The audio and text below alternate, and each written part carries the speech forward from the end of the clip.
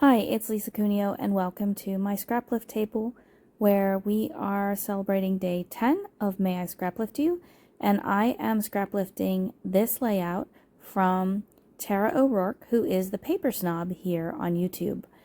And while our layouts are very different, I think you'll see the similarities.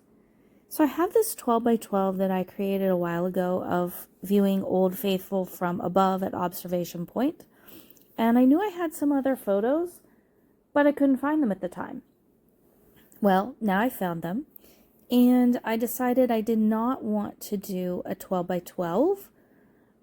So I created this 6 by 12, and on the back of it, I will either put two other random photos that I find as I'm finishing up this very large 2-album project, or I will make it a pocket page, and that's where I will tuck the journal with my notes from our trip in. So I cut apart this, which I end up not using. I'm showing you that there is stitching there. It's hard to see, but there is what looks like stitching on that background paper. Tara's layout had that beautiful red stitching, but I was in a big hurry to get this done today. In fact, it's going up a day late because I had it done, but I just couldn't get the voiceover done. We had to make a trip to Pennsylvania and back. We live in Ohio to help with some family things. And so I just had to make this a little quicker. I do enjoy hand stitching and machine stitching on my pages, but it just wasn't going to happen today. All of these papers come from various Simple Stories collections.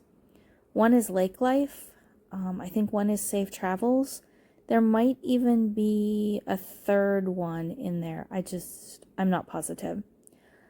And you'll see in a moment that I switched out the photo that says observation point on it because I decided I didn't need that. I was going to make a title that said observation point. And there you can see that I've traded it out.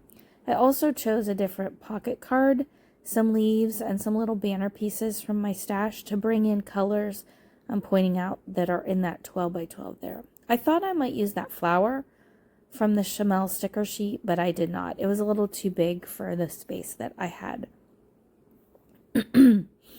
And the leaves that you see there, I have color bins where I put leftovers sorted by color from collections that I've mostly used up.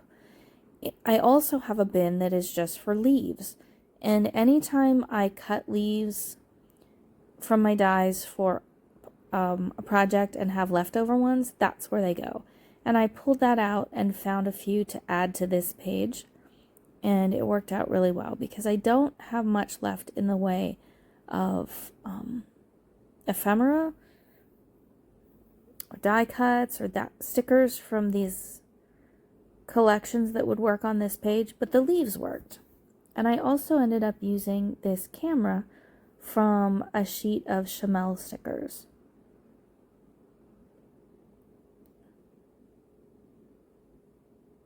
There it goes. It's perfect color. It does show up a little more in real life than it does on camera here. And then I decided I want these leaves from the original cut apart card. And I end up trimming them down a little bit so that I can get them tucked where I want them. We stayed at a cabin right near, tiny little cabin near Old Faithful, and we stayed there 2 nights, and that helped us see this section of the park that is more to the west side, south and west, than the northeastern side and eastern sides that we had stayed at and seen in the previous days. Yellowstone is so big that it's really hard to stay in one place and get to see everything because it takes a long time to drive from one section of the park to another. So this was a really great spot to stay. You can walk over and see Old Faithful, and they have a schedule published there for you to have an idea when she's going to erupt, and it was just a good spot for us. We hiked up to Observation Point. It's an easy little hike. While it is a bit hilly, it's not long at all.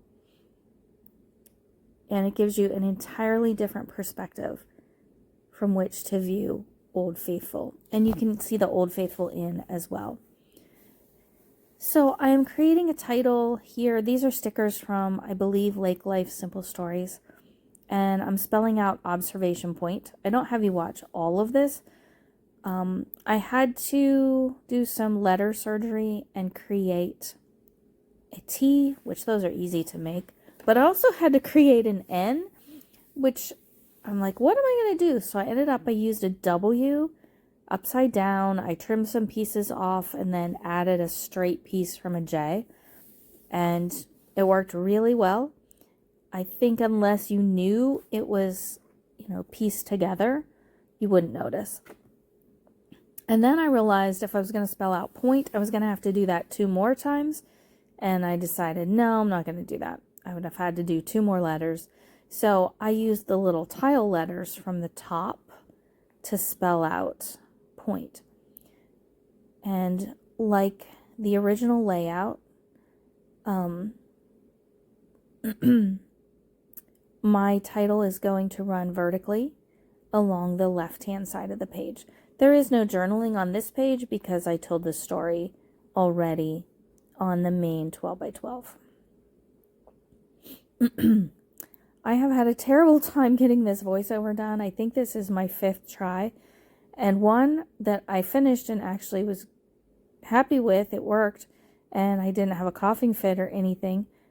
I accidentally deleted instead of saving the recording. So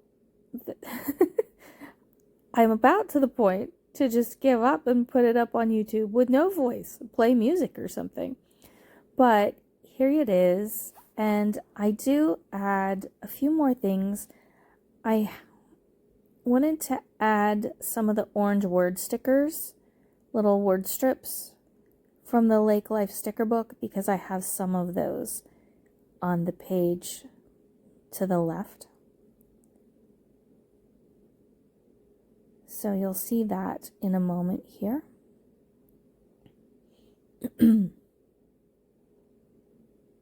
And I'm just about done. I have used this Lake Life collection till there's not a whole lot left. I do have a few 12 by 12 pieces of paper, but I can just add those into my stash because the B-sides aren't themed. They're just colors that would work with this. I have used it a lot. Not on every layout, but probably half the layouts from this out west trip use either Lake Life or Safe Travels. And the 3 stickers I added just say nature lover, take a hike, and the great outdoors. There are still shots coming up. Thanks for joining me. I'll have Tara's information linked below. Have a great day. Thank you for visiting, and I would love it if you hit like and subscribe. Bye.